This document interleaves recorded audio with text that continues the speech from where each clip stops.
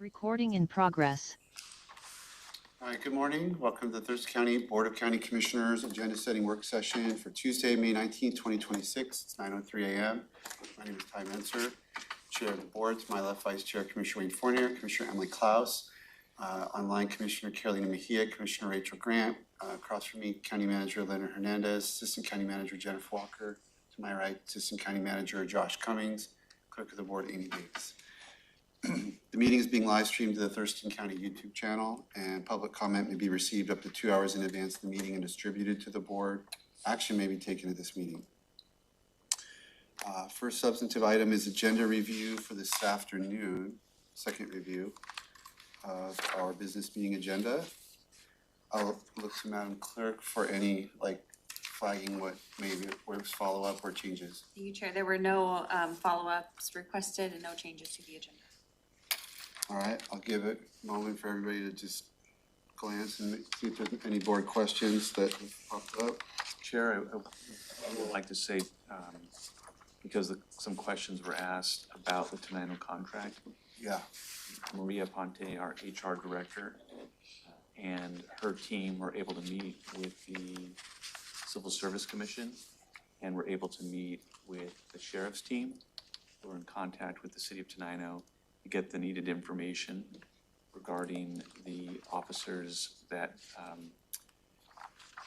were part of the Tenino Police Department and were notified about the disillusionment of their police department. And so they're working through a process where those employees do contact the Civil Service Commission and then work through the RCWs that outline how to provide them access based on what specifically is stated in the RCW. But just reporting out that those connection points have been made, and I think HR and the sheriff have outlined a good process and understanding, which has also been reviewed by the prosecuting attorney's office to make sure that we're meeting all the requirements of the RCWs. I'd like to see that one move to department items. I don't think it should be a consent calendar item. I think the county's done a good job kind of running the trap line and making sure that everything is done on our end that needs to be done. As the county manager stated, this isn't, or we've stated before, this isn't something that's done a lot.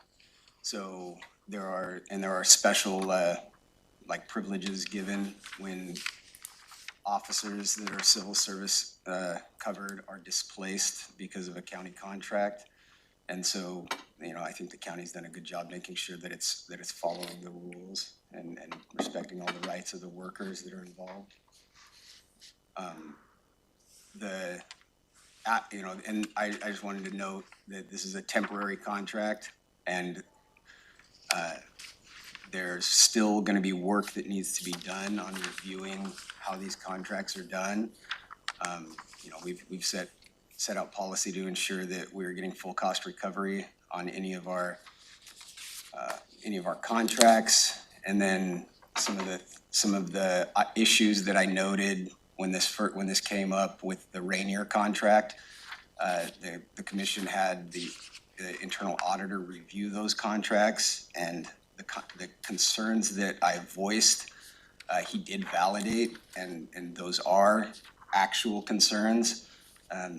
As I'd stated in that meeting, there are issues that are brought up regarding double taxation when we don't have services stipulated in a contract. There's issues with just how contracts are done. You have to have a value statement, and then you have to have some type of service that is stipulated that is being paid for, and those don't exist in the contract. So we'll need to continue working on those, and that's essentially why this is only a 6-month deal, because we haven't done that work yet. Okay, anything else? Sure. Yeah. I wanted to talk a little bit about, are we gonna talk about the department items? Or are we just going over things that we had questions from last week? Yeah, you can, I was gonna highlight the public hearings, but before that, let's go to department items. Okay, perfect. So, we have our permit review, annual code update on land use appeals, coming up tonight at the meeting, or this afternoon. I have kind of expressed reservations throughout the process, and I wanted to bring this up one more time before our afternoon meeting. I have Where is this? I'm sorry. This This is number is- 7, yeah, the department land items. use appeal issue. The land use appeal, removing ourselves from that process, the quasi-judicial process. So this afternoon, I will be voting no on this item, and I wanted to kind of have a conversation with the board before we get to the vote, so that my comments this afternoon don't catch anyone off guard. So, I'm not sure, I think some of the board members have expressed being torn on this matter. I know it's a big deal, and there's valid arguments on both sides. My main issue with this is, well, I have a couple, but I really believe that we should preserve meaningful access to elected officials in terms of accountability in land use decisions. And, well, I have some more, but I see Commissioner Mejia's hand, and I have a few points to go through, so if there's something that may be relevant, then I can pause. Commissioner Mejia, did you want to say something before Commissioner Klaus goes through her points? Yeah, just a clarification. We had this discussion a couple of weeks ago, and I'm just wondering, when it got added to the agenda, I believe as a 5-0 vote. So I'm just, are these new concerns? I don't remember there being a lot of discussion on this item. Yeah, thank you. Go ahead, Commissioner Yeah, Klaus. thank you. No, you're right, it was a 5-0 vote to put it on the agenda. I didn't want to halt the work that was already being done, and I wanted to give staff the ability to come forward with their proposed changes. And I knew that this would have another opportunity for conversation today, so I wasn't opposed to putting it on the agenda, but I knew that I still had more research and more pieces of it that I wanted to look into. And when we did put it on the agenda, I believe I highlighted my concern around the need for opportunities for the board to understand where the land use codes could be adjusted to better serve the needs of the community. And that's kind of been one of my primary concerns throughout the process, is that this, being part of the quasi-judicial process gives us that opportunity to see when constituents and residents in our community take issue with a particular item and they bring it forward through the appeal process. And it's an additional layer on top of the work staff does to bring forward outdated codes. But I haven't heard about like a meaningful alternative for the board to be made aware of different land use codes that could be updated. And we have so many codes, and a lot of them are outdated, and asking staff to be constantly scanning and reviewing them for changes. We don't have staff capacity to do that on every single land use code that we have. It would just, Can I yeah, respond to that one? yeah. You're right, we have a bazillion codes, and we do like a half a dozen that are very specific, tiny, like narrow things. So relying on like the ad hoc issues that come before the board on appeal to as a basis to comprehensively review problems with county code, I think is a kind of a, doesn't make any sense to me. It wouldn't make any sense to me, and that's not what I'm saying. So I agree with you there. Using it as a basis for a comprehensive review is definitely not the point of it, but it's just one additional piece of the puzzle. So we have different ways that we can be made aware of needs to change our land use codes through staff or constituent comments, through public comment, or the appeals process, which gives us a really deep dive into certain issues, and I appreciate that opportunity. So not as a comprehensive basis for understanding what needs to be changed, because we also have staff to lean on, and we have lots of opportunity for public one-on-ones with public or constituents who might send us emails. But this gives us a really meaningful way to dig deep into the issues. We get our PAO opinion on it. We get to have an executive session on the details. And so it gives us an opportunity that we don't have anywhere else. It's truly a unique component of the structure that we have in local government, because it requires us to play that legislative and judicial role, and this is the only opportunity where we get to do that.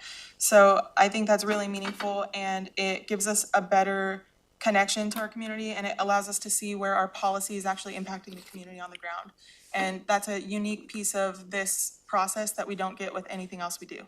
So I really value that opportunity and would like to see us maintain our position or our role in that process. And I know, as we've talked about this, I know that the board has been very supportive of the quasi-judicial process. And I think that that's really meaningful, and it allows us to see where our policy is actually impacting the community on the ground. And that's a unique piece of this process that we don't get with anything else we do. So I really value that opportunity and would like to see us maintain our position or our role in that process. And I know, I've heard a lot of really good reasons why we should consider this from every angle.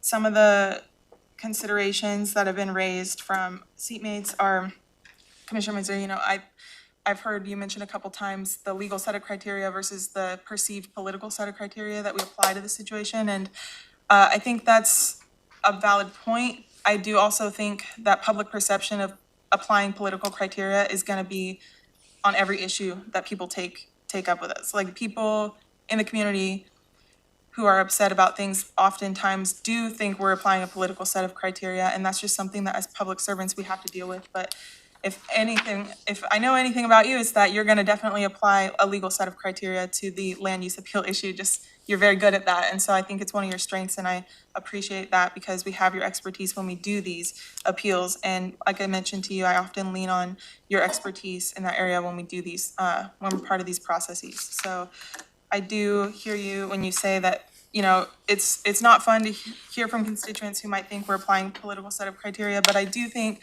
human judgment is part of the process throughout the whole process. We have staff review, we have a SEPA review, we have hearing examiner review.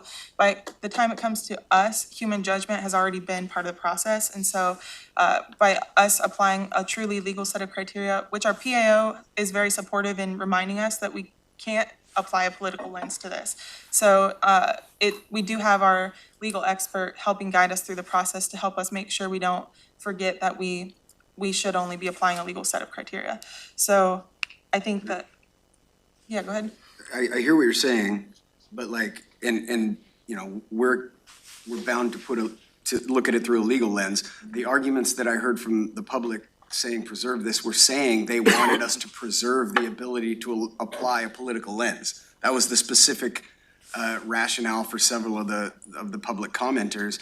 And they went so far as, we don't care if the county gets sued when we ask you to apply a political lens. And an argument was made that when that happened with the Maytown situation, that was a good outcome, even though the county was sued for millions of dollars because, well, the insurance company pays for it and the county doesn't pay for it. And that's completely, a false statement and irresponsible. So like what I heard was that there were members of the public arguing to keep that political lens. And that's, for me, that's kind of what put me over into the let's pass this camp, because that shouldn't be the way that these situations are evaluated, and there shouldn't be pressure put on the board to come to conclusions based on, political reasons over, the actual legal rights that property owners have.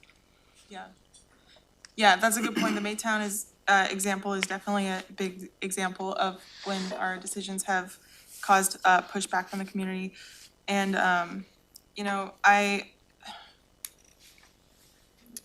the community asking us to continue applying a political set of criteria to these issues is, I don't know, it's the community's response to the things that are actually affecting them on the ground. That doesn't mean we have to apply a political view to it.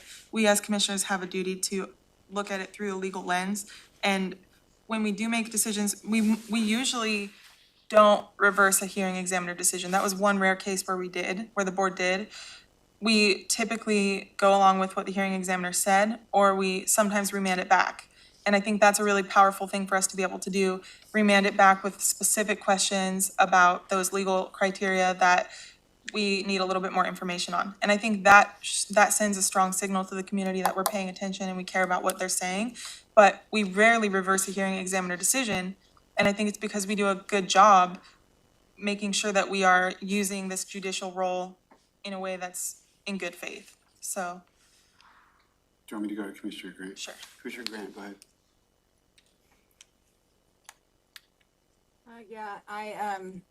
I just wanted to be clear on my stance on this too, is that, and I appreciate, Carolina for coming on and saying that, I think I would agree that we were all in alignment, when this went on the agenda. I'm actually going to be voting, against it as well, along with Emily. I had many people reach out to me over the last several weeks, with concerns about it. And that, you know, hearing that people are already feeling disconnected from government decision-making, and that, you know, that doing this is, I don't know, that, you know, it might increase efficiency for us to do it this way, but it will reduce public confidence. And that's something that I'm just not willing to vote towards. And so for me, I'm actually going to be voting against it as well. Okay, other comments? Yep. Yeah, and one comment I wanted to raise was that the issue of like, I know people are calling it political lens. I like to refer to it as like human judgment, because to me, the differentiation between political and legal can get kind of muddy for primarily constituents who may think that we're doing one thing when we're actually doing our jobs the right way. Like I said, human judgment exists at every level already, but the question is whether we keep ourselves involved in one layer of elected and accountable human judgment. And we do that before residents are required to enter the formalized judicial system. So, and then there's all kinds of concerns we've heard about what that would look like for residents who want to appeal something and have to go straight through that formalized judicial system. And I know we've heard those points and we've talked through those points as well. One of the concerns has been cost to residents who want to go through that system. And I know Commissioner Mincer, I've heard your response to that being, and correct me if I'm wrong, but my understanding of your response to that, at least when we talked about it, was that it probably would cost something similar because most appellants hire an attorney anyways to come to us. Is that right? Or do you have other No, thoughts? my concern is that you have a layer, as I've gone through, I'm not gonna speak a lot this morning because I've spoken at great length in many previous meetings. But to answer your question, when you have a process where I go to a hearing examiner and the code is applied, then I go to the commissioners and politics are applied, and then I go to Superior Court and the code is applied, it's not gonna reduce the cost, because if everybody, the developers and the land use lawyers know that, they'll know the process. And they'll know that if they didn't get the result they wanted with the commissioners, they're gonna, you know, if they got their result in the hearing examiner and we overturn it, they're gonna get the result they want when the criteria, same criteria that the hearing examiner applies is applied in Superior Court. So that's not gonna reduce anyone's cost, because now you've added an extra layer. Folks may or may not lawyer up for that layer. If they do, that's added cost. If they don't, they're still gonna have to lawyer up at the Superior Court level when the developer, who doesn't like that the commissioners overturned the hearing examiner, are gonna appeal. Now, I've seen the exact opposite before any of you guys were on the board. I sat in the minority on opinions where a commissioner said, and you're talking about I'm going to the point of human judgment. Human judgment about what? I mean, there is human judgment in anything, but are we applying the law or are you not? I had commissioners say, seatmates who said, I don't want that citizen not to get their reasonable use exception. I don't care what the code says. I'm granting it. I'm overturning it. That's illegal, puts the county at risk. It can have that's all just dependent on the politics of the board. Everyone's thinking about this, and I say everyone, meaning like public commenters and stuff. They're looking at us and what we're likely to do and how that might affect projects they want to see a particular result, and they're guessing that that would be good for them. Well, let me tell you, it doesn't always work that way. 7 or 8 years ago, it was a different board, and it wasn't working for them. The hearing examiner was bringing good decisions, and my seatmates were applying politics to overturn the decisions. And then people had to lawyer up and go to the court or give up. So it's really, you know, it's not a good process when you've got layers and different criteria are being applied. That's not gonna cut costs for anyone. I mean, anyone could point to a particular case where, okay, well, in this case, we didn't get a lawyer and we went to the commissioners and they overturned it and they didn't appeal. So see how great that was? Well, that's not how it's gonna work, like in the aggregate of situations when you have this like flawed process. None of the cities do this. Majority of counties don't do this. This is an unusual thing that we do this at this point. So, and I don't think it's really serving, in the aggregate, anyone can point to a case where it worked out for them, but in the aggregate, it's bad process. Yeah, I was actually gonna say the same thing you said about when commissioners do apply this political lens and they say they don't care about the law, I mean, that's illegal. We have 5 commissioners now, so hopefully that possibility is reduced by having more people at the table, so you don't have just 2 people who get to make some sort of illegal decision like that. Go ahead. But it has happened. It's Right, happened in the yeah. past, and it's come close to happening in the last 2 years. So like, so If I've never heard almost 3 commissioners say that they don't care about applying the legal or the legal process.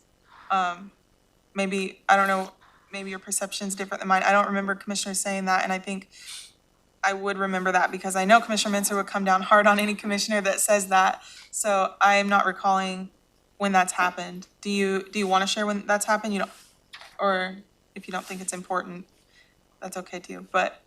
I've been known to storm out of the room when that Yeah, happens. exactly, yeah. That happened once.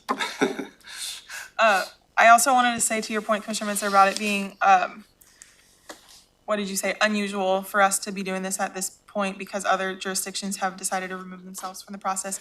I don't necessarily think that taking other jurisdictions as an example of what we should be doing in Thurston County is necessarily like the Just a best factor. logic. Yeah, it is a factor, but I think one thing that makes our county unique is that we do still have this process for constituents, and each jurisdiction is gonna make decisions that their elected officials feel are the best decisions for their specific community, for our community. And I don't know what that looks like for other jurisdictions, but in Thurston County, I have seen how meaningful it is for us to hear these issues, even if we don't overturn the hearing examiner or even remand it back.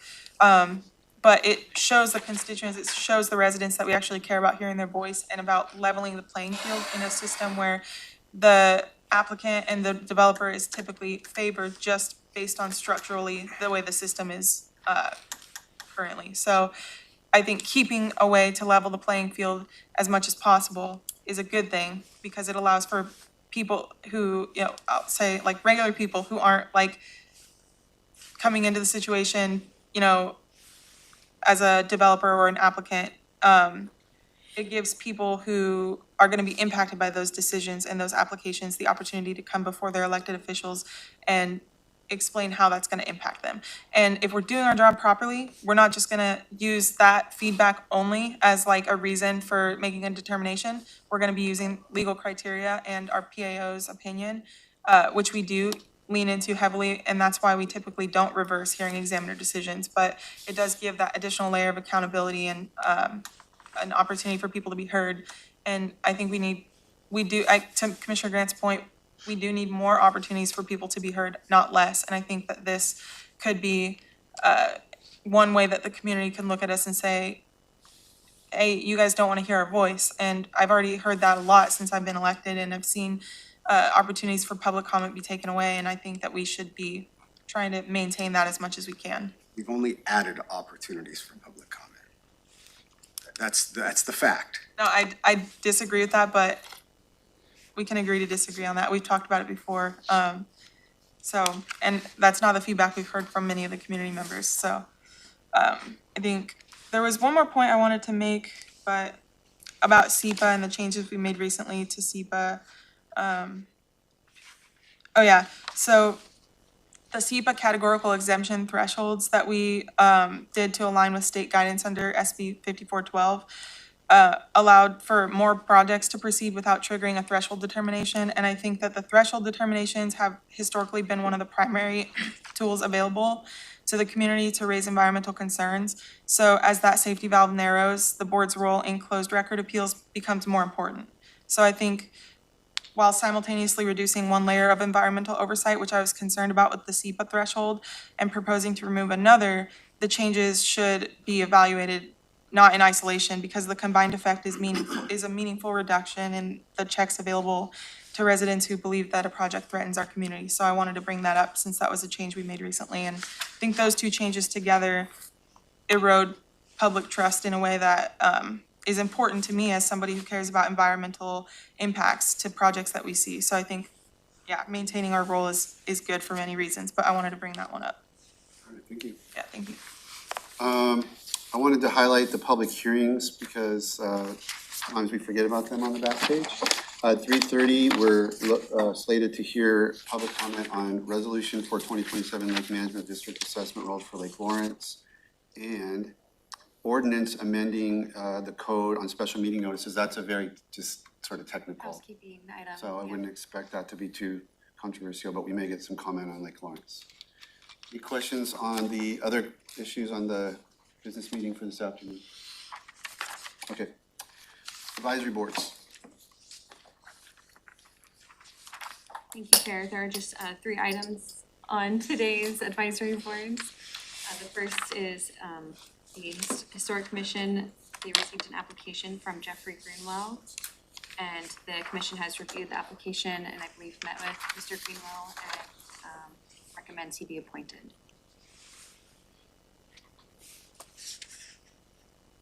Any questions on that one?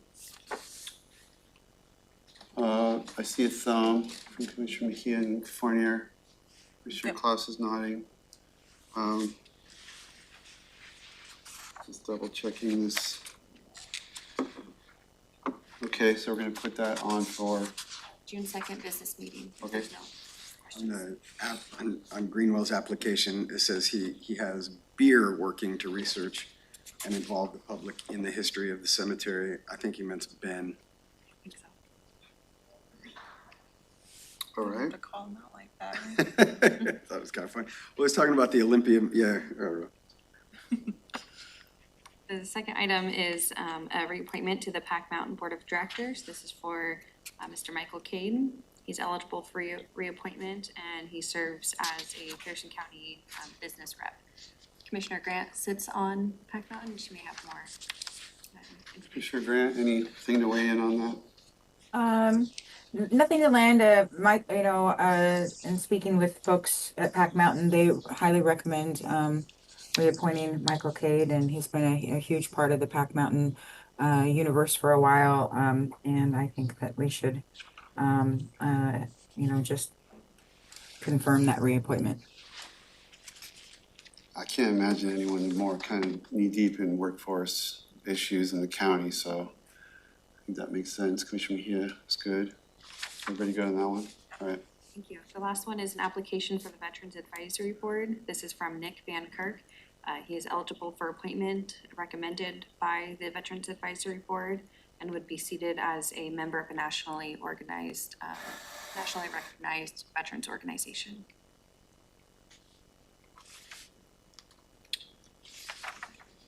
We have vacancies on this board, Yes, there are vacancies on Veterans Advisory Board. and the board recommended. Just double check.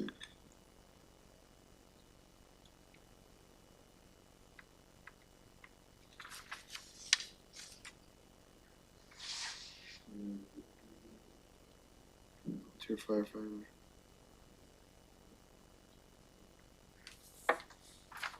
Any, Commissioner Mejia, go ahead. Thank you. Maybe I'm not seeing it, Amy, but Mr. O'Callahan, also, he ran into me this weekend and he said he had applied. Have we received his application and has the Veterans Advisory Board reviewed it? I don't know off the top of my head. I'll have to check on that and check in with the Veterans Advisory Board. Get back to you. There's additional vacancies, though, that he would qualify, okay. Yeah, they do have a couple. Yeah. I don't have an issue moving with the recommended applicant. I was just making sure that his application was also considered. Okay, good on Mr. Van Kurtz. Those will all come up in the June meeting, next June June. 2nd. June 2nd. Thank you. Okay, and I'm still holding this with my materials. We're still on Housing Authority. Right, I plan to bring an update next week. I had the chance just yesterday to chat with Craig Chance from Hatch, and we'll provide an email update to the board. Okay. Next up is Regional Housing Council funding structure and recommendations. Thanks so much, Chair. Special thanks to Tom Webster and Dr. Jen Freiheit from Public Health and Social Services. They've come here to report on some decisions that the Regional Housing Council has recently recommended move forward to the Board of County Commissioners. Those will come, I think, in June sometime at one of our business meetings. And Commissioner Fournier requested some additional information and a work session on what those recommendations were. So I look forward to hearing more from Tom. I'll pass over to Dr. Flyer. Yes, thank you. And just for clarification, this isn't a full picture like we've done in the past about all the funding. It is just for the things that are coming forward. But to also answer the question that while we don't have an immediate RHC plan that we'll be presenting as the response to the mayors that is being worked on right now, this is certainly part of it. And so you'll see some also positive news in here of how we've been able to find some money. So I'll turn it over to Tom. All right, thank you. Thanks for having me. Just waiting for the PowerPoint to get loaded. But so kind of a little context. So the Regional Housing Council met in April to review funding recommendations. And this is really, especially on the homeless services side, this is the mid-year of a 2-year funding process. And so through the state budget that we get really a 2-year budget. And so Regional Housing Council decisions were made last year for 2 years. Most of the funds were awarded on a 2-year basis. And then the contracts are on a 1 year at a time based on funding availability. The overall message is that funding has remained flat, essentially flat from the previous year. So recommendations coming from the RHC that will be presented to you in June for your approval relate to new cold and hazardous weather contracts. That's the one homeless services that is kind of a new contract that we put out for RFP. The bulk of homeless services will be renewals of contracts that were issued last year through contract amendments. So we're providing a second year of funding. Those were 2-year awards. And so this is the second year of funding that is being recommended. There's also going to be recommendations related to the encampment resolution program funding that has also remained at the same level as previous year. And then the affordable housing side, capital projects for affordable housing. So those 4 recommendations in those 4 categories will be coming. Also, we'll be bringing forth recommendations for the Federal Community Development Block Grant Program. Those are through the city of Tumwater this year. So I'm not going to talk about those in more detail, but just wanted through our HUD annual action plan, those recommendations will be coming forth as well in June. So as I said, Get to this, I don't mean to steal your thunder. A lot of these funding sources have specific and dedicated purposes, correct? Can you speak a little bit to that? Yes, that is correct. So each fund source has kind of different types of eligible activities. The homeless services, a good chunk of the homeless services, one is specific to the Housing and Essential Needs Program. So that is specific to the HEN program we get funding for. A second fund source from the state is now called homeless prevention. It used to be called eviction prevention, or is a rent assistance program. So again, that source of funds is very dedicated to rent assistance activities. There are some other funds, the Consolidated Homeless Grant Funds, that allow a little bit more flexibility within the range of homeless services. On the affordable housing side, the funds also have restrictions on the use of funds, mostly around capital dollars. We know our local home fund can be used, 60% is for capital and 30% can be used for services. So each fund source has its own kind of restrictions in terms of. Can I stop you for a moment? Yep. Is there a way that I could see Commissioner Grant and Mejia? Because I would not, if they needed to be heard, I would not be able to see them. No worries, Commissioner Menser. I would pop in. Okay, well, yeah, just pop in vocally until we get you up there on the screen. A question, are you gonna go through all those ones you just ticked through? Or can I ask a question about HAND? Sure. Who's our provider for the HAND fundings? It's Catholic Community Services. I know that was kind of a kerfuffle a few Yeah, years a ago. couple of years ago, yep. So I couldn't remember who that was. Okay. Yep. All right, perfect. No, that's all I needed. Just, yeah, put them somewhere. All right, awesome. Go ahead, Tom. So to repeat, for homeless services, it's essentially flat. We get a 2-year contract from the state, which we received last year. And then sometimes there are adjustments mid-year. So this year, we actually saw a small increase of about $132,000 in our consolidated homeless grant funds, and a $41,000 increase in housing and essential needs. So we're increasing that budget this year. And then our local revenue, local human services fund, which is a local sales tax, very, very small increase in that amount. The encampment resolution program funding it was remaining level at that $5.5 million amount from the previous year. And this table just kind of illustrates the state funds, the consolidated homeless grant, and there's some kind of categories under the CHG, the housing and essential needs, the homeless prevention. So you can just kind of see those funds. So we're really projecting that kind of consistent level of funding. And so the recommendation that's going to be coming from the RHC is with that additional $132,000 of CHD dollars, recommended that be allocated to Interfaith Unity Commons. And that is to offset the loss of encampment resolution program funding that Unity Commons will experience. As Commerce has indicated, they're no longer willing to fund that program under ERP. So we've tried to offset that loss with the increase of CHG funding. There will also be recommendations of a total of $773,000 for the Quinn Street project. This is on top of the $440,000 that you approved just a couple of weeks ago for funding through June of this year to make up a limited funding gap. So that's a total of over $1.2 million of additional funding for Quinn Street that we've been able to provide kind of just in the last couple of months for City of Olympia. Is that enough to make them operate smoothly for the rest of the year? Yeah, so the ask from City of Olympia was for $850,000. So I feel like we've done a pretty good job of getting them pretty close to that number. $75,000 last year.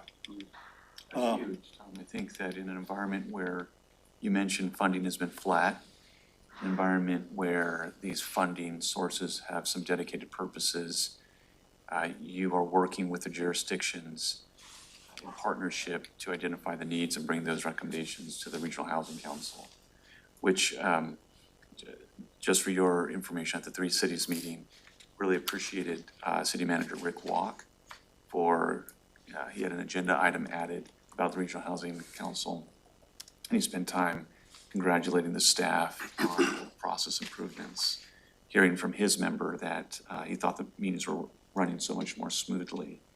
So I know it's a work in progress, but to highlight what you mentioned earlier about this 2-year process being set up by former RHC boards and that you're implementing that process. And now it appears that the current RHC board would like some process changes and you're accommodating those, but certain things are in process that we have to work and then finish that and then jump onto a new process and work those process enhancements through. So where exactly is that $773,711 from? So that is from a combination of local home fund and document recording fees. So last year, when we made awards, they were based on projections of revenue collection under those two funds. Revenue collections exceeded what we projected under those two funds. So that $440,000 came from what we increased, we collected last year that we were able to award to Quinn Street. And so that we're essentially projecting $450,000 of that to be in place this year. And then in addition, on the affordable housing capital side, we had more money than requests that we received. There's been a change in some of the local home fund and document recording fees allows us to use some of those document recording fees for shelter operations. So we've been able to pull $323,000 from the document recording fees that was not necessary for the capital projects to also supplement that funding. You're going to talk about capital projects? Yep. Okay, I'll wait. Thank you. Yep. So the rest of this reflects that $40,000 of HEN going to Catholic Community Services, We'll distribute the balance of 1,600 that we collected in sales tax across the basic needs. Can you remind everyone what HEN goes to? HEN is, you need to qualify for that through DSHS. It is for folks who are unable to work due to disability, and they're in the process of applying for their SSI, Social Security disability. So it's a bridge program to pay for, so it's primarily a rent assistance program, so it helps covers rent, but there's also a small amount that goes to cover kind of basic needs, kind of hygiene and other kind of supplies. So it is you need to qualify and be eligible under kind of DSHS eligibility criteria from a disability. But then it generally kind of lasts, you're on the program for about 2 years. It varies for everyone until there is your kind of SSI disability kicks in. So sorry, this is a side point, but I guess if DSHS is telling us who's eligible, and they're like, you're all eligible, but like we're just sounds like making discretionary decisions about how much funding to allocate. How does it then, if there's not enough money to cover all the people that DSHS says are eligible, who gets priority? Yeah, and so that is, so Catholic Community Services, there's a prioritization piece. So it's primarily those coming from kind of homelessness or kind of at greatest risk. So I hesitate to speak in too much detail. There's some criteria. There's some criteria and a process that Catholic Community Services implements to go through to determine, because you're right, there are more people qualified for the program who are then receive the benefit. But the RHC kind of knows what that match looks like when they decide how much money to put. The RHC doesn't decide. Commerce gives us a budget and they say, you have this amount for HEN. And so it's a specific line item. Okay. And so we put that whole amount to that program. Got it. So it's funded at the level that Commerce, State's doing the this. state's doing We're this, yeah. just administering it in a way. Yeah. And just baseline, it's housing and essential needs, so it's a prevention tool to help people from getting into the homelessness situation.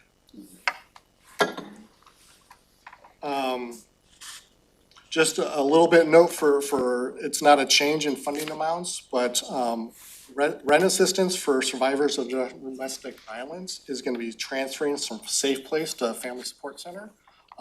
We receive matching, Safe Place had receiving matching federal dollars for this program. They've made a decision no longer to accept those federal dollars, so to make sure we don't lose those resources, Family Support Center is gonna be picking up that program, same clients, just a different service provider. And then on the cold and hazardous weather side, so these are new contracts, we do our cold and hazardous weather 1-year contracts at a time.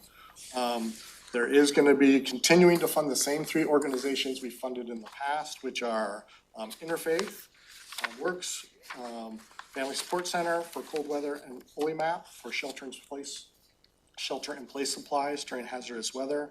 There will be some changes in the allocation amounts between those. Additional money was provided to Interfaith Works to see if we can increase hours for Sergio's Day Center during the cold weather season. That's the recommendation. Tom, part of that recommendation developed because maybe not last, or this year, but the year prior, I recall that there was some shortage in availability and even volunteers, and I think there was a prolonged period of temperature that required the shelters to activate in a row. It was like a 2-week period where it got really, really cold. You recall that, right? Yeah, and there was like one night where they were like, we don't have capacity. I remember that. It was shortly after Commissioner Grant got elected. Yes, yeah. Yeah, and that's for the kind of the hazardous weather, kind of when we have those hazardous weather days. This year, we didn't spend all of our hazardous weather dollars. Our winter wasn't too bad. So the hope is really kind of throughout the cold weather season, which is November 1st through April 30th, that Sergio's can expand their hours so people have a place to kind of go during the day. Thank you for being responsive to the situation that occurred in 2025 and keeping that in mind and rolling those recommendations forward. Yep. And then the rest of the awards will be funded at the same level that they received last year. For ERP funding, the RHC just had a special meeting, was that last week? So our region continues to receive that $5.5 million that we received last year. As we've talked about, Commerce has indicated that they're no longer willing or interested in providing ERP funding for Quinn Street or Unity Commons. So there's going to be recommendations to fund existing projects based on kind of a requested budget for those projects to maintain their level of service. But there is going to be a balance of about $290,000 that is currently unallocated. The RHC is exploring options for how to best utilize those funds. So you will see that recommendations for funding existing programs, that's going to be Maple Court, Sandy's Flats. City of Olympia funds the Franz Anderson Tiny Home Village, so that funding doesn't come through us, but that remains here. City of Olympia also gets money for their outreach team, and then our admin as well, so. Franz Anderson qualify as ERP related? Yes, yep, Franz Anderson, the Tiny Home Village piece was set up as an ERP program. Plus Sandy Flat and Quinn. And Maple Court. And Maple Court. So the Regional Housing Council is exploring options on kind of how to best utilize those $290,000 balance that will be available. But so, okay, let me just unpack that for a minute. So, next slide. 290,000 left. And what's going to Maple Court? The recommendation is just under $3 million, $2,994,000. Okay, there we go, and that's, they had 2.9, so I mean, is that, remember last year when we were asking for flexibility not to maybe put it all in, because we were working through some issues at Maple Court, is that a restoration of what they need to operate, like prior to when we were saying, let's pull back from like fully funding Maple Court because we wanted that money to go to the more successful projects that were also at equal risk of losing beds. Where does that, I guess my question is like, where is Maple Court in terms of its funding need and this funding need? So this request is based on, we asked Lehigh, what do you need to operate Maple Court? And this is the number they came back with. So this is their request to fully which is why there's 290,000 that doesn't need to go there. Right, and so you'll see at. Tom, real quick. Yep. I would say this is a reflection of the success that we've had over the past couple of months, that Tom and his team have worked with Lehigh to ensure that some of the issues that the city of Lacey had raised previously have been addressed. We have a contract in place that's based on performance. The city of Lacey is kept abreast of all of the successes that are happening and troubles that are happening, but always how they're being addressed. We appreciate the partnership of Lehigh and the hard work of Tom and his team. So this is a reflection of that outcropping. It's going to take a little while to kind of change the perception, but this, I think, is a reflection of the reality. I know Lacey's getting report outs on how things are going there. Are we? Because there was a Yeah, fire generated recently. Lacey got a presentation on what happened, and I heard about it secondhand. That's a good point. But we have never been apprised. I've asked for some information on it, and Tom's helping me with that. But are they getting operational assessments and we're not, or our operational reports are going to staff and then coming to us when necessary? I'm not sure I asked based on the comment you made. I'm not sure that what forum they got a presentation from Lehigh. To answer your question, we are going in to do monthly assessments, and we provide those to Lehigh. Now, on an incident like a fire, Lehigh may reach out to Lacey directly. I don't know, Tom, if you have any background on that, but I don't know that we directed Lehigh to go to the city of Lacey to do a council presentation. No, I know we reached out to the Lacey Fire Department to get the report, so we're still working to get that report. I know Jackie's reached out. So I don't know if it was Lehigh or the Lacey Fire Department that provided an update. I saw it in the Olympian, and it sounded like it was a Lehigh presentation to the city council. But I mean, Yeah, I'm not aware.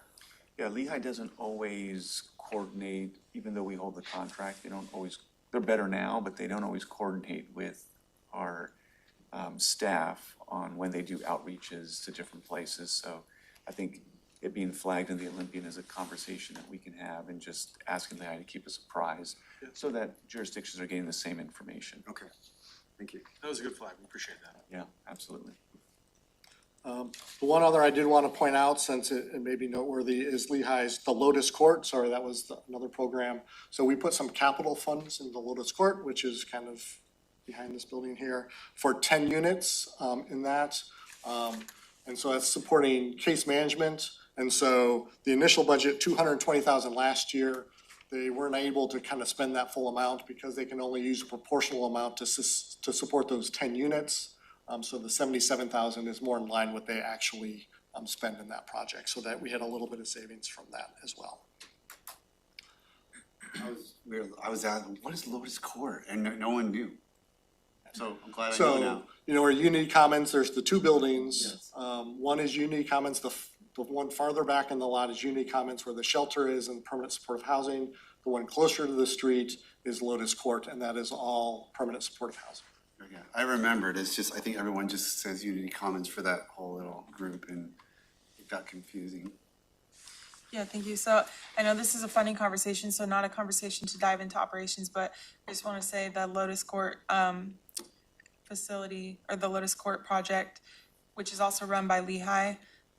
I'm just curious about accountability mechanisms in place, since we have those in place for Maple Court. And I've heard concerns about Lotus Court as well. So like I said, I know this is a funding conversation, but just wanted to kind of flag that for the board in case you're not aware that I'd be interested in kind of talking through what ideas could look like for that. Do we have the same ability to do that as we did for Maple Court? You hold the contract, Tom? We do hold the contract. It's a lower level in the sense we're just paying for a case manager, so we're not paying for the whole operations. And so we do have a contract with Lehigh. We don't have the same kind of operational control that we do over Maple Court. So, but there are things we can look at. Just talk offline as staff though, hearing that there's a bit of a difference. We can come back with some recommendations. Okay. I know that the work that staff are doing to touch base, and I really commend Tom and Jackie. They're making a huge investment in connecting.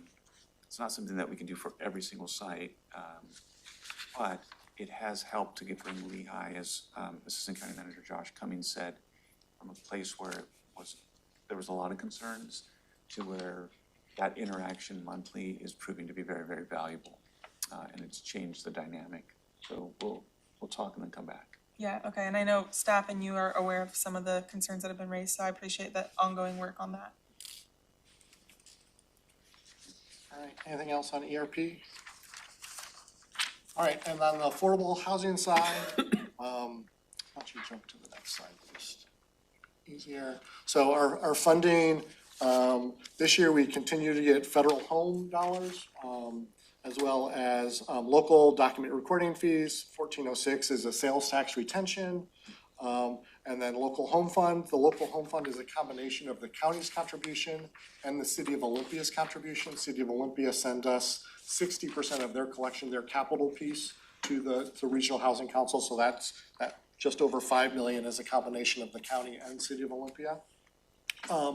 This year also we have a little bit more because That includes all cities, correct?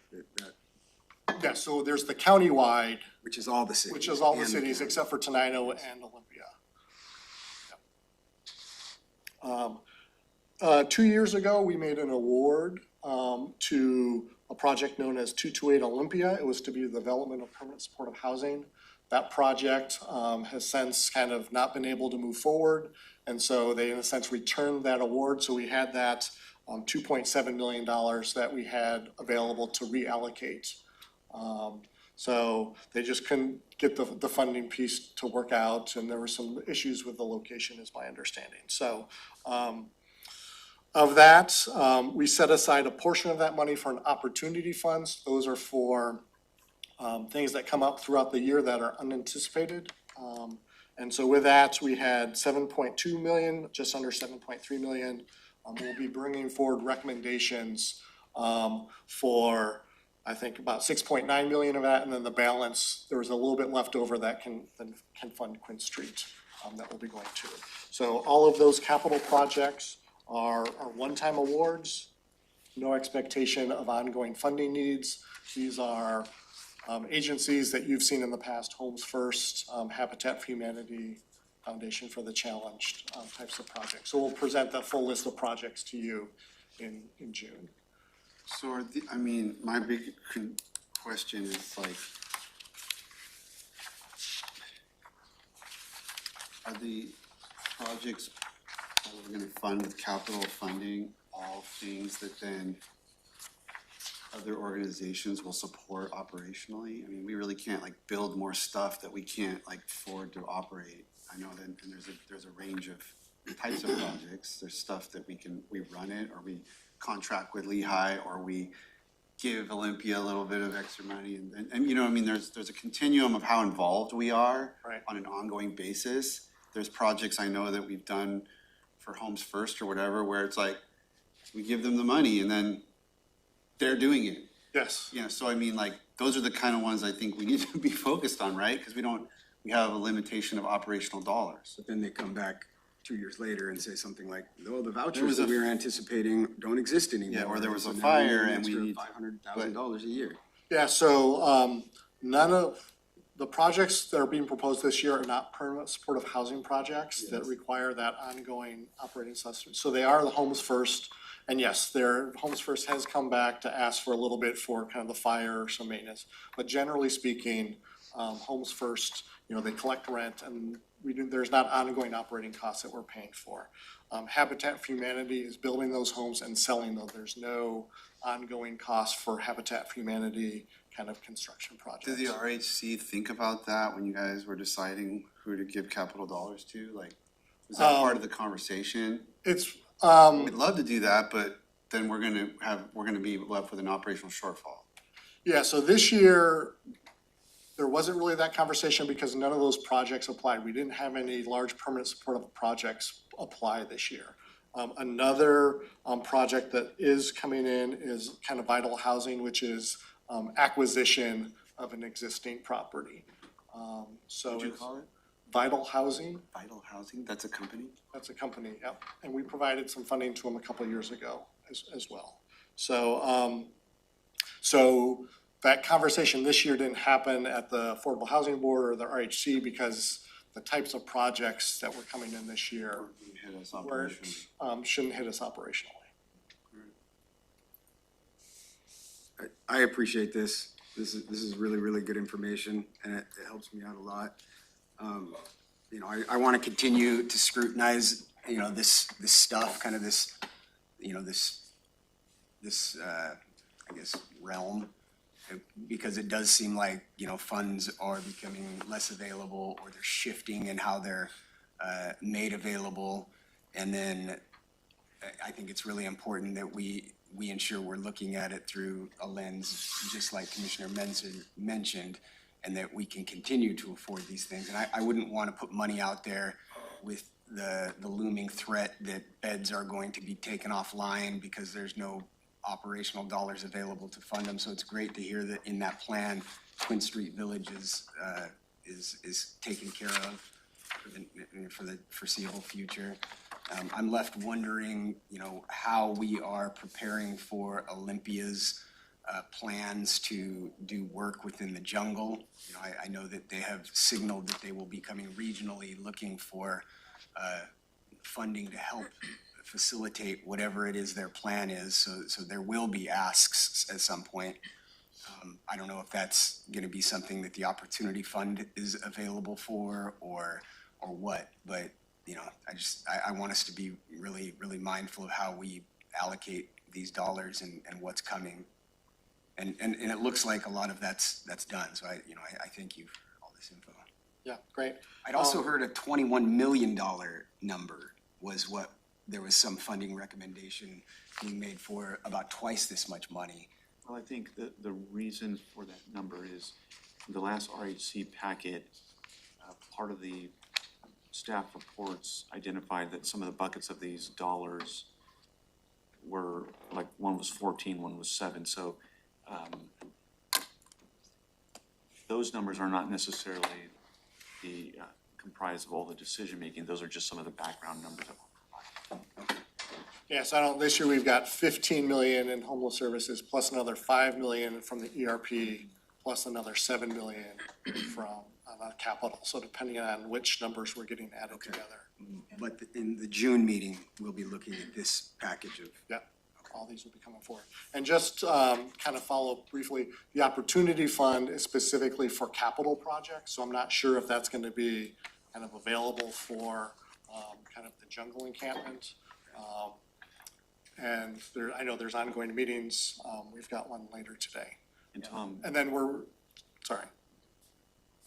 I might be saying, sometimes we're like right aligned, but at the recent Regional Housing Council meeting, we did talk about that plan for the jungle, and there is a stakeholder group that's been meeting, doing a lot of work, and they're gonna come forward with a plan soon. They're gonna give us more information soon, but the conversation is in the works, and when we talked about that 290,000 that's still to be allocated, staff brought a really good set of options forward, and one of those options was to utilize this funding for whatever plan comes forward about the jungle.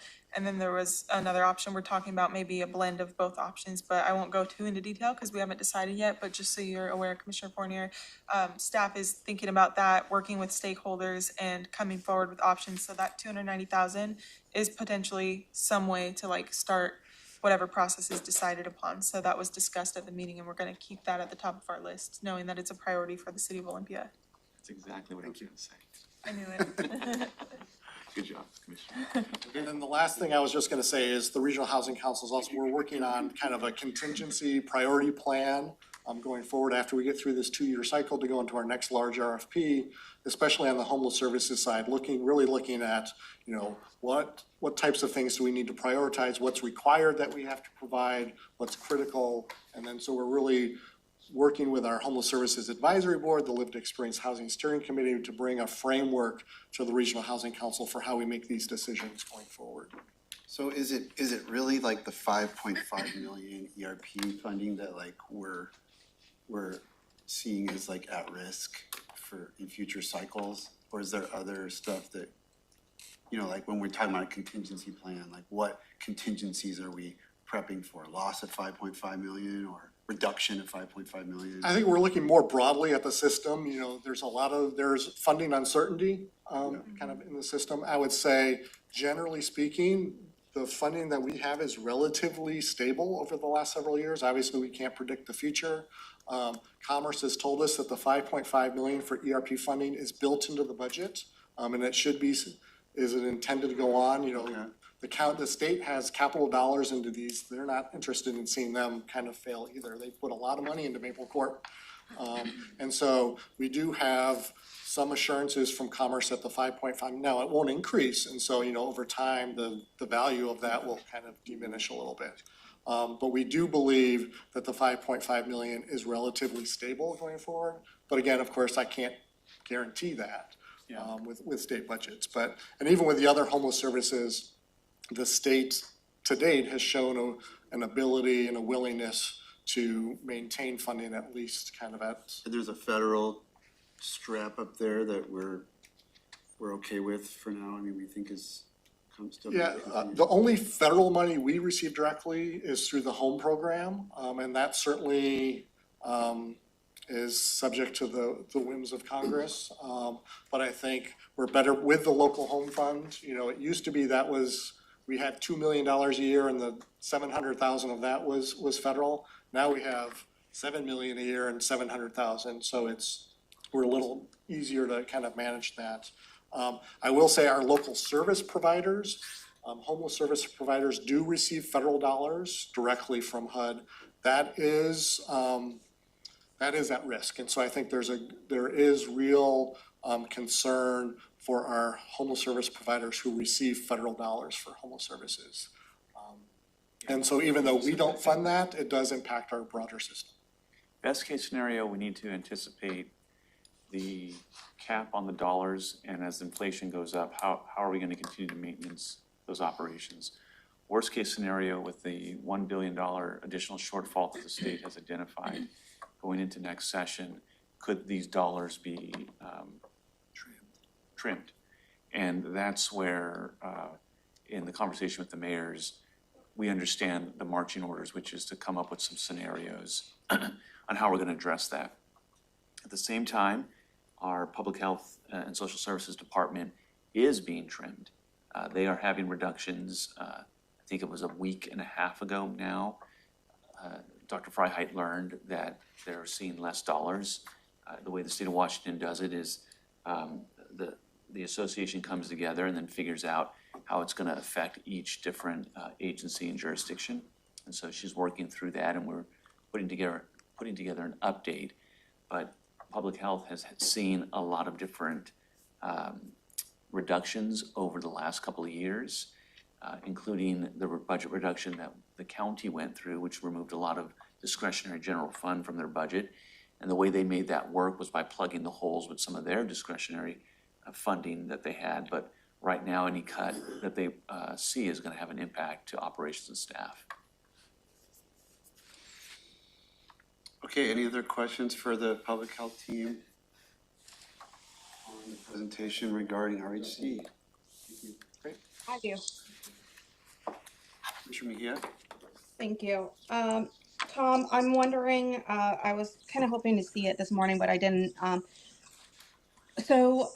We got contacted by, me and Commissioner Fournier got contacted by Lewis County, some of their commissioners, and then I was able to speak to some of them at the Washington State Association of Counties meetings last week in regards to the Family Support Center shelter closing. And, the notice that they've put out to their centers is that they're going to be basically making checks and they're just going to be providing services to Lewis County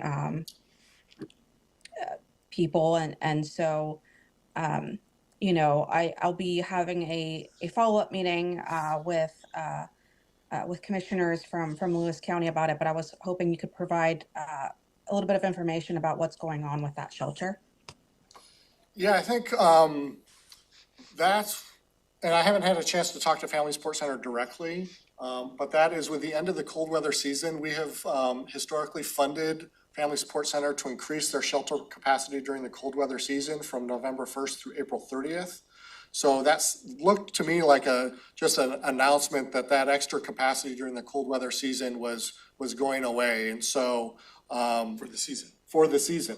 And then what the recommendation will be kind of to provide additional funding for them next year, for the next season. So this is kind of for the last, 6, 7, 10 years perhaps of kind of the cycle of how we funded Family Support Center to increase their shelter capacity during the cold weather season.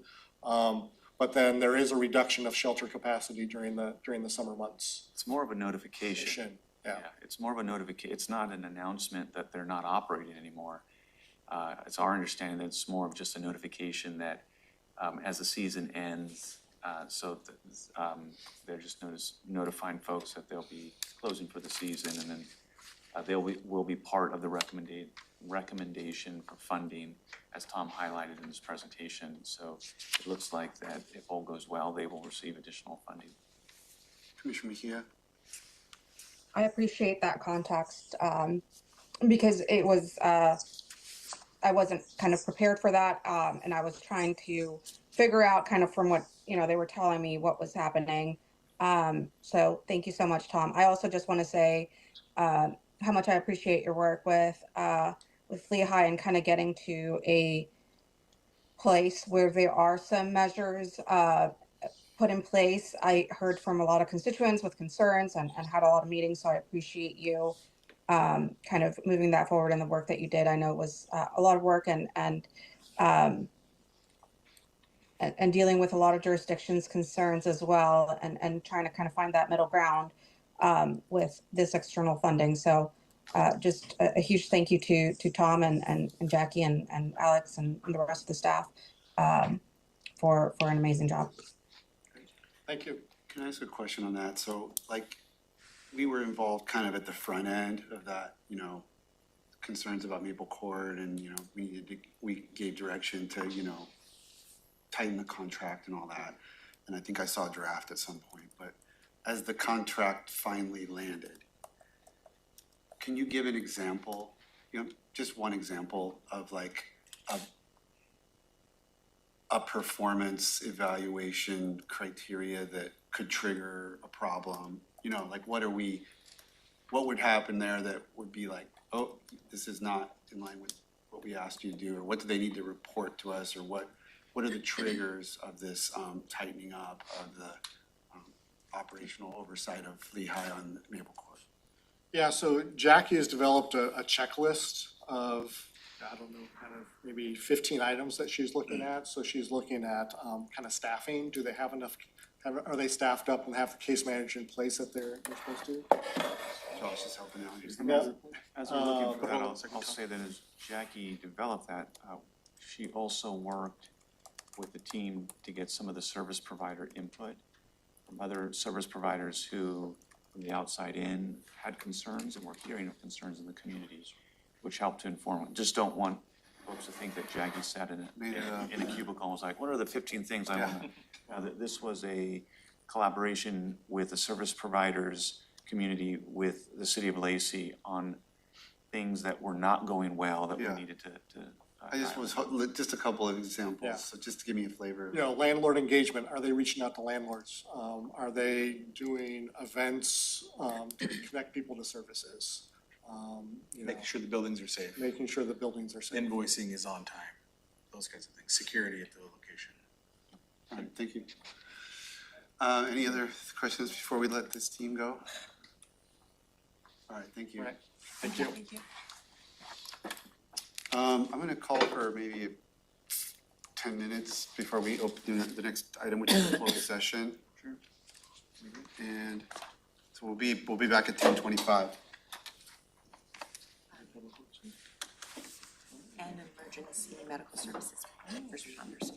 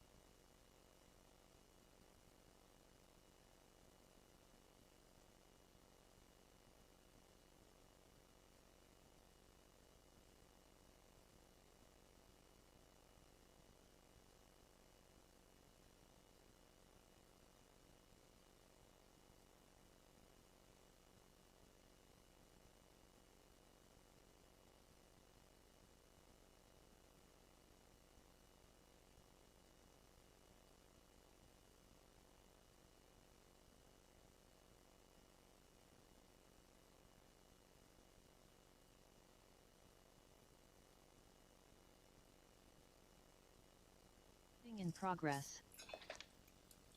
Okay, it's 10:25. We're back from a short recess, and we're picking up with item 5 on the morning's work session agenda, which is a closed session pursuant to RCW 4230-144A, collective bargaining sessions with employee organizations, including contract negotiations, grievance meetings, and discussions relating to the interpretation or application of a labor agreement, or B, that portion of a meeting during which the governing body is planning or adopting strategy or position to be taken by the governing body during the course of any collective bargaining, professional negotiations, or grievance or mediation proceedings, or reviewing proposals made in the negotiations or proceedings while in progress.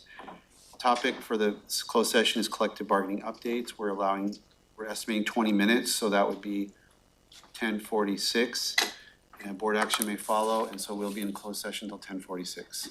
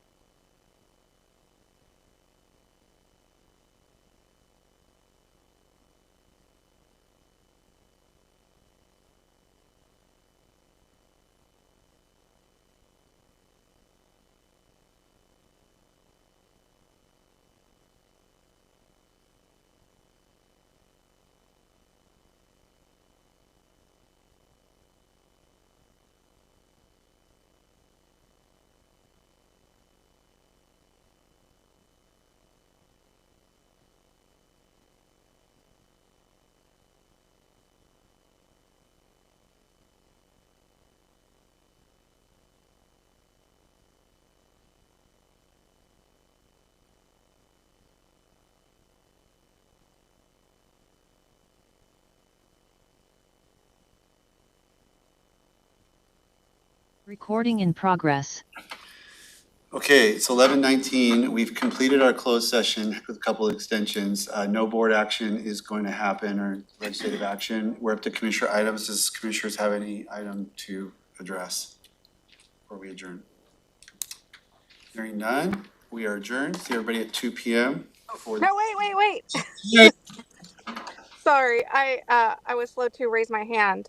I just want to ask a clarification on a process. I got contacted about adding a consent proclamation to our agenda. And so, County Manager, do we need to bring that for approval for the board, or what is the process like? Yeah, since the board has selected and approved the 2026 proclamation calendar, adding an item would take a vote of the board.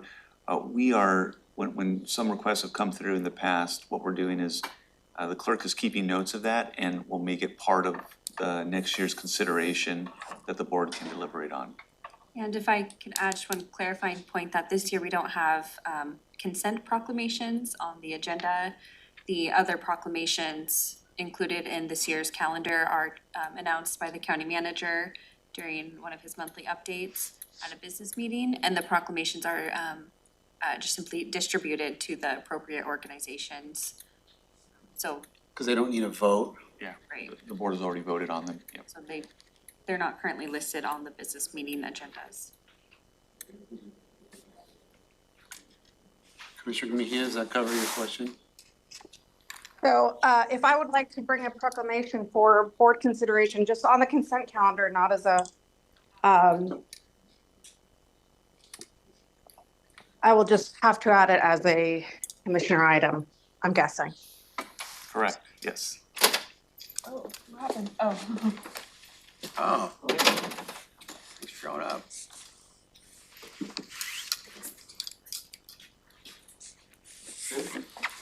Okay, thank you. 2 p.m. We're adjourned.